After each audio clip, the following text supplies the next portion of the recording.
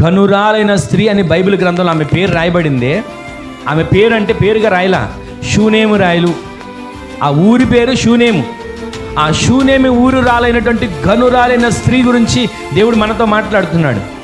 నా జనులు నా ఉపకారములను తెలుసుకొని తృప్తి చెందుతారు.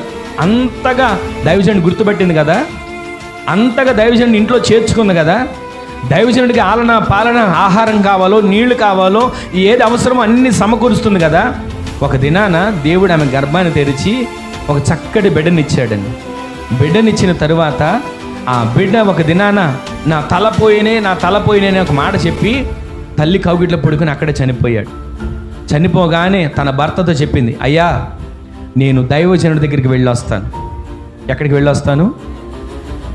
దైవజనుడి దగ్గరికి వెళ్ళొస్తాను అనగానే ఆయన ఏమంటాడు తెలుసా?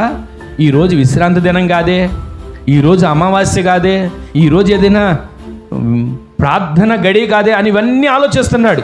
ఇవన్నీ చెప్తా ఉంటుంటే ఆమె ఒక్క మాట అంటుందండి,